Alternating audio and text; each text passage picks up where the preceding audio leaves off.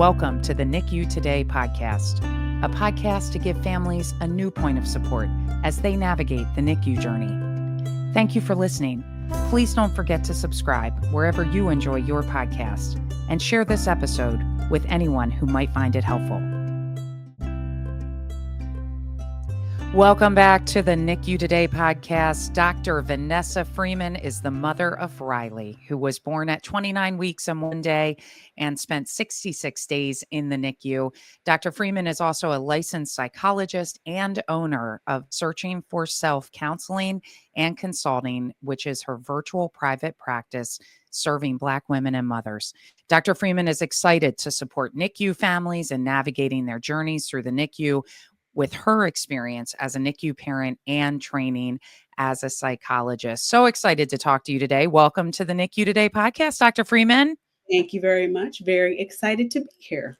Yes. So everyone has a different experience starting a family. Tell us about your family's journey.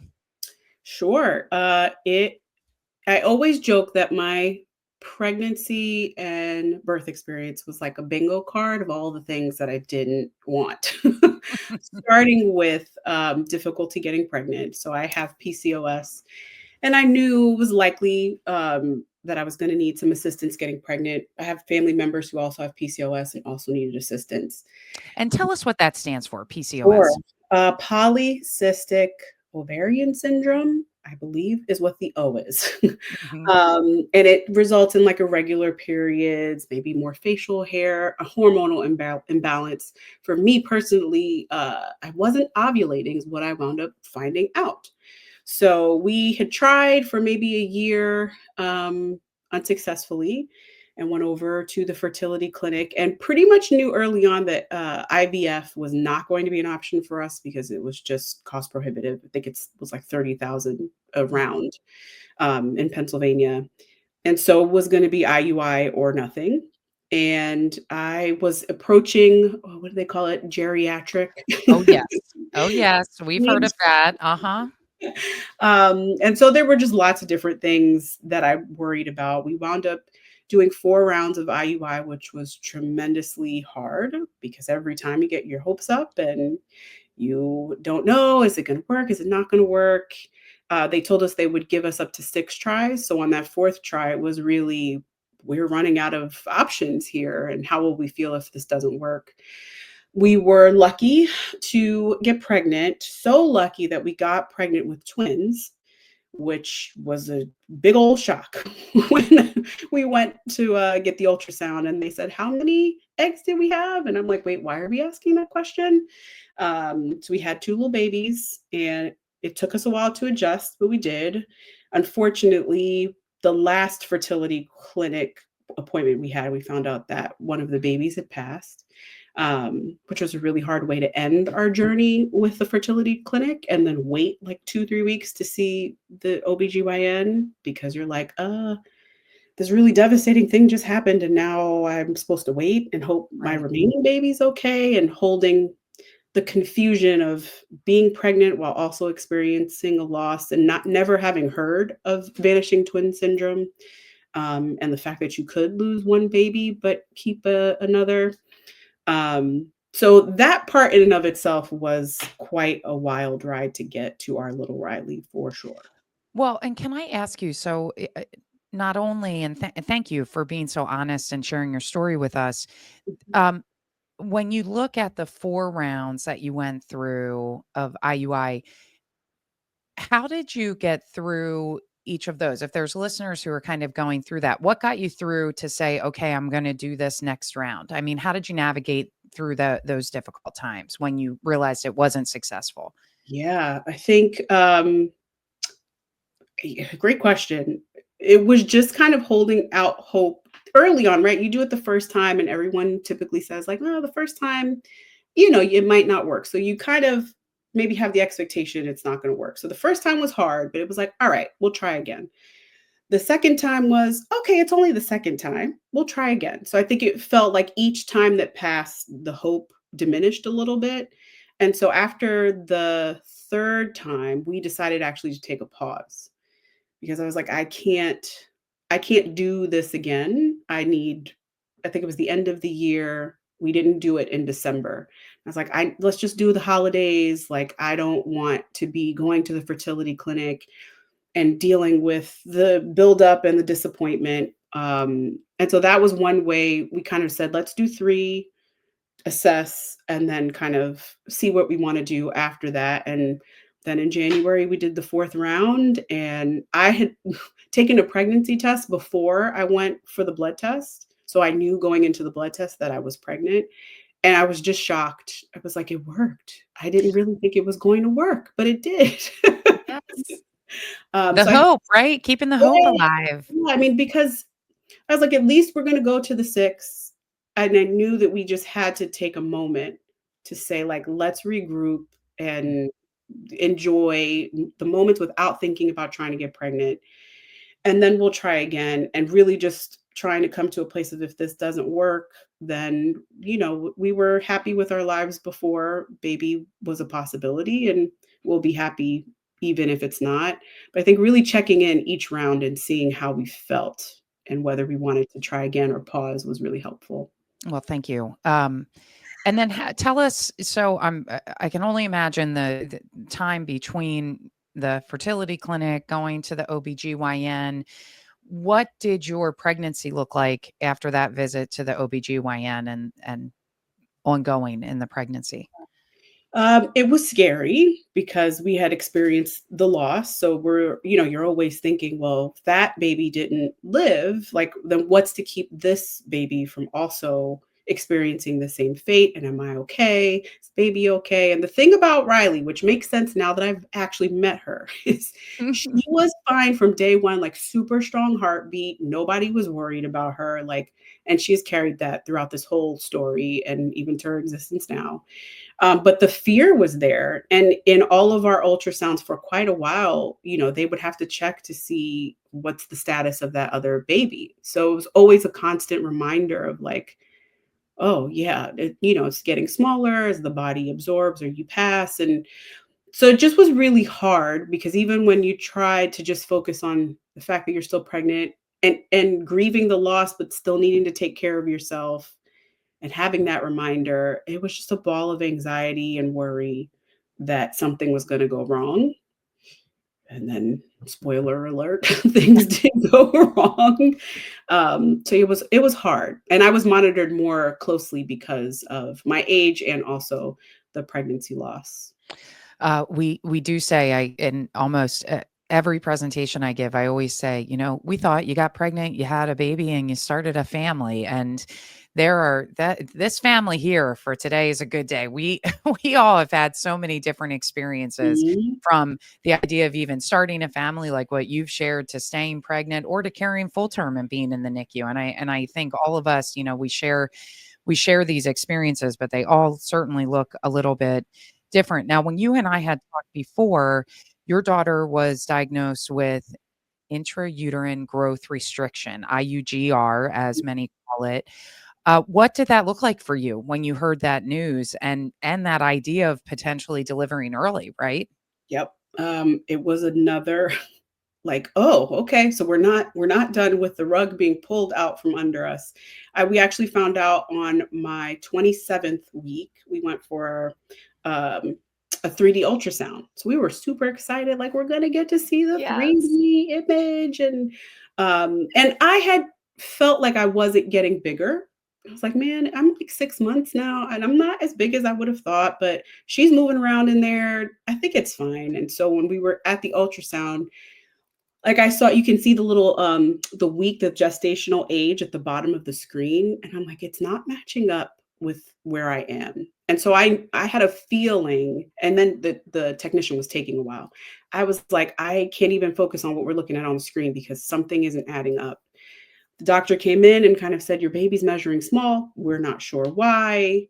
Started with, like, the worst case scenario, which you're just sitting there like, I can't even compute what you're saying, Mhm. down to, like, the least worst case scenario, and essentially said, "You have to go to the hospital today."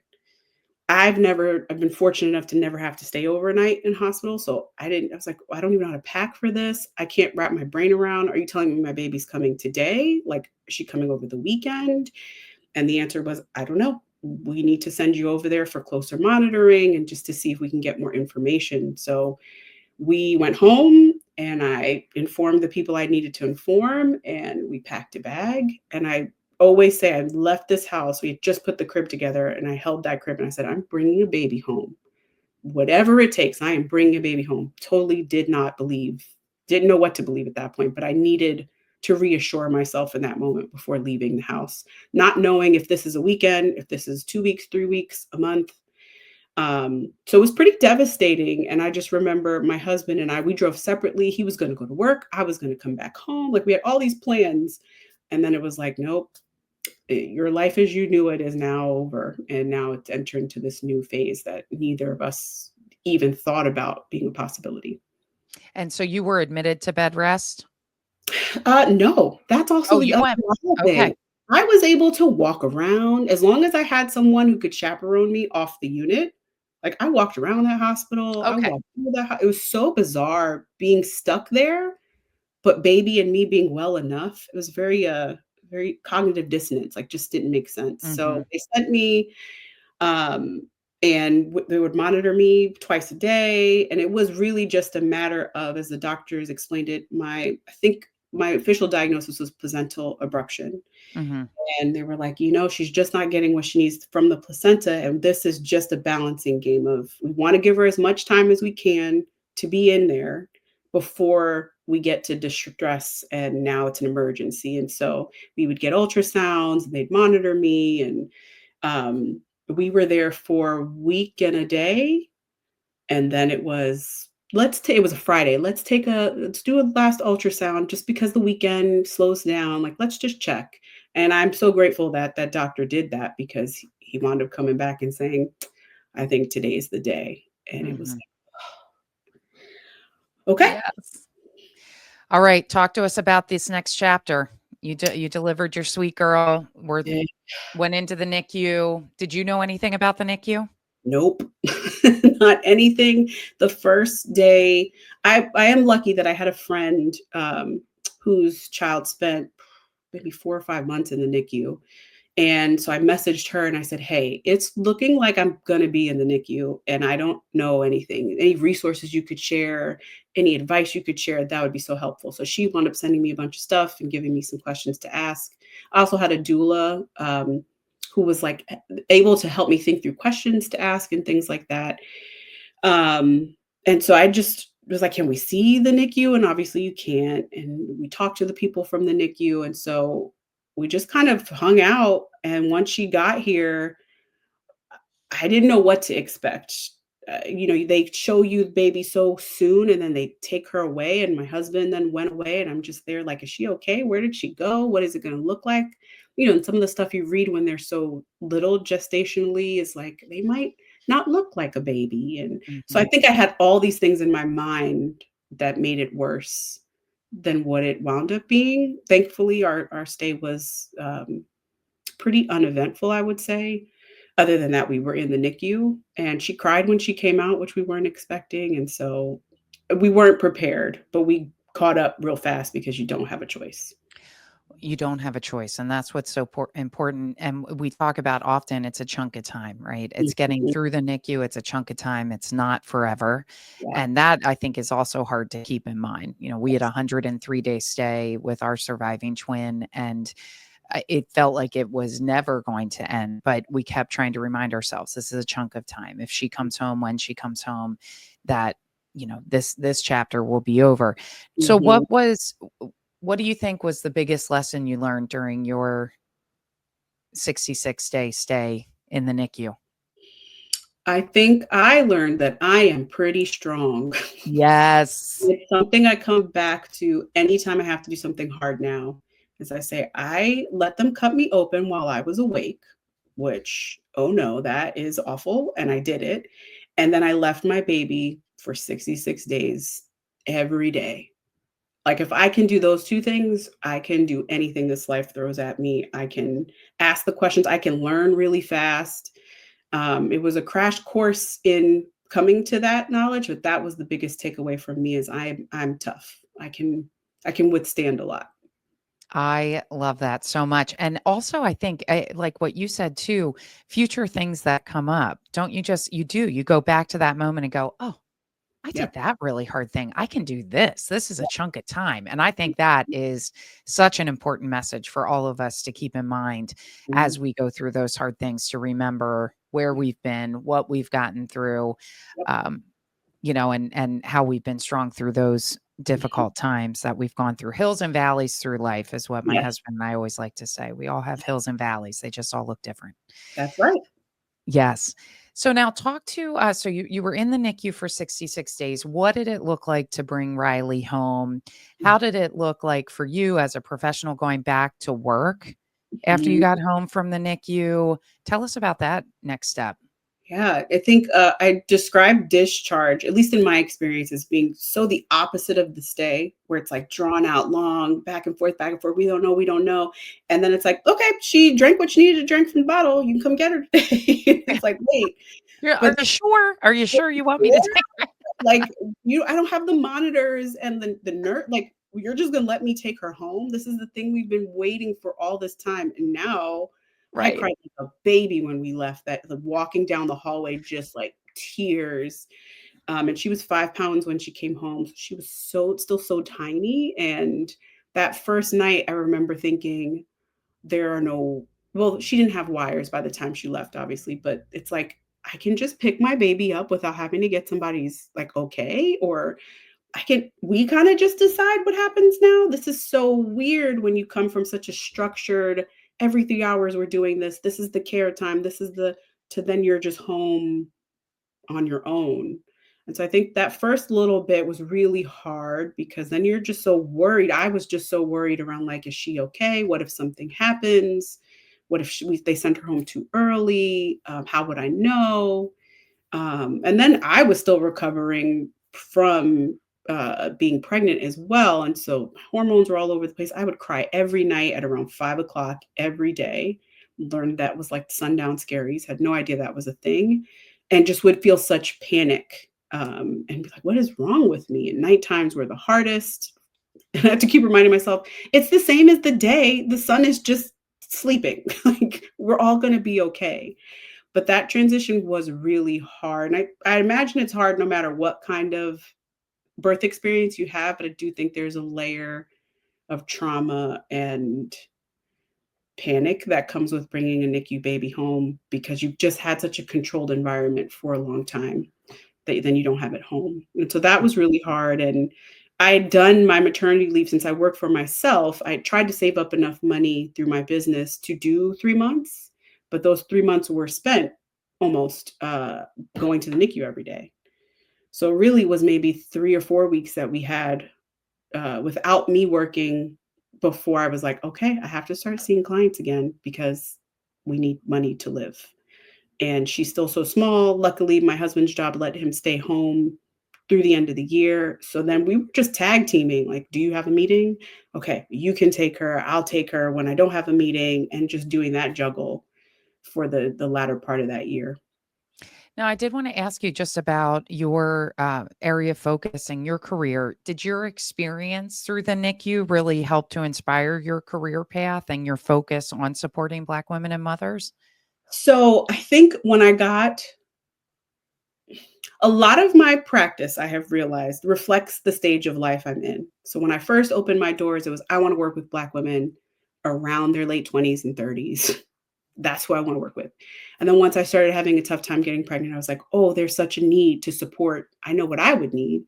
And then once I got pregnant, it was like, wow, we don't talk at all enough about what pregnancy actually is. I want to do that. And the NICU gave me pause.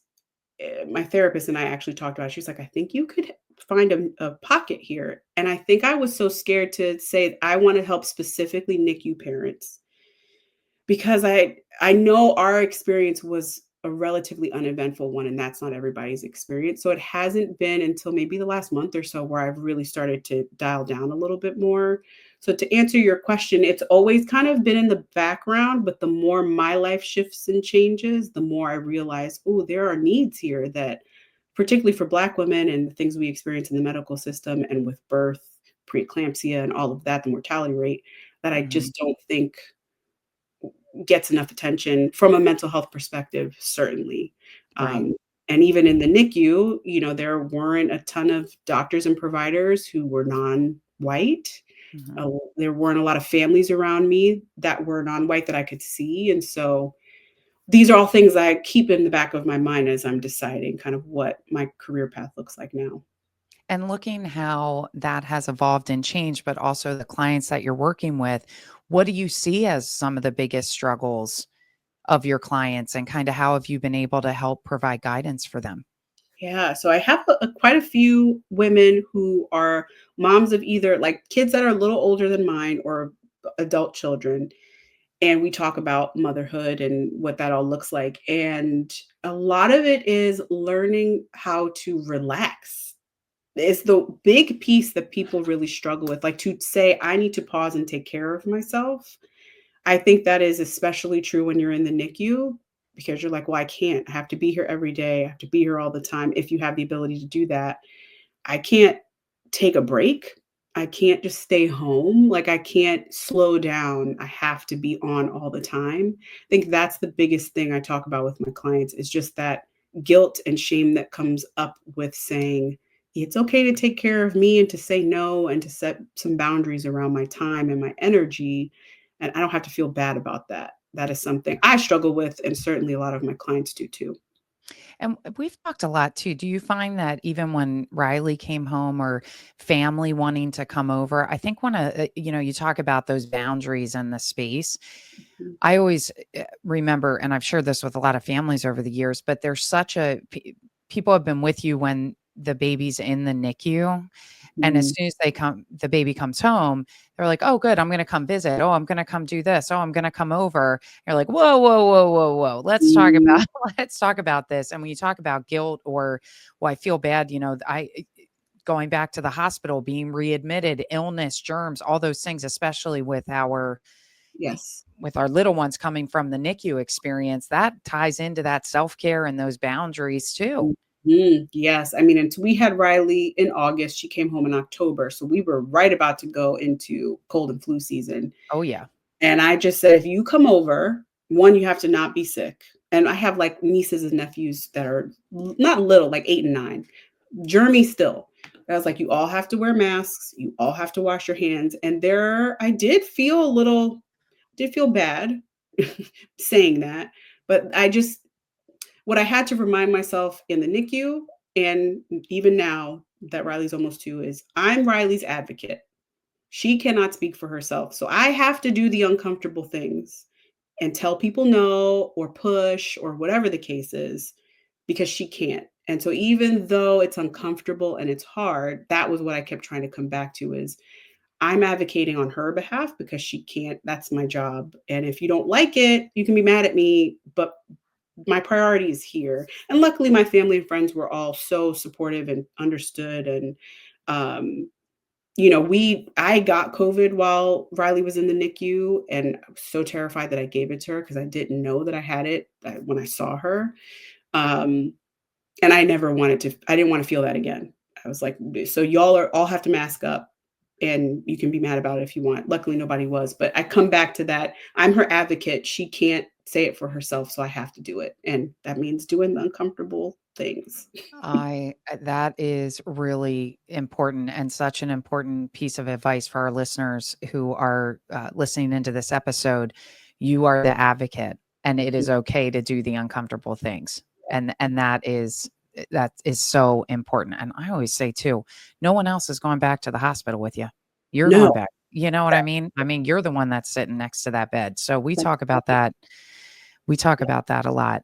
And even calling just to stay here for a second, like we Yeah, have the cameras, luckily, gratefully. wonderful. I know that not everybody has had that experience at their hospitals, but there would be times where I'm like, oh, the blanket's on her face, or should I call? I don't want to be annoying. And like, and then I would have to come back like, nope, but you're her mom. And if you were there, you would move it, but you're not. It's the middle of the night. You can't stay over. So you call and you be the annoying parent. Like that is okay. That's your job. They are there on your behalf in a sense because you can't be. So I think really pushing through the people pleasing, the play it small, the don't make people uncomfortable. I just had to keep coming back to this baby that I brought into this world that can't speak. Like my husband and I are her voice. So you got to suck it up and figure it out.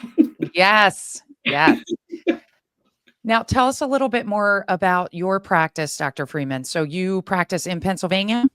I do. So my practice is virtual, and I have a certificate that allows me to practice across state lines for states that participate in the certificate program.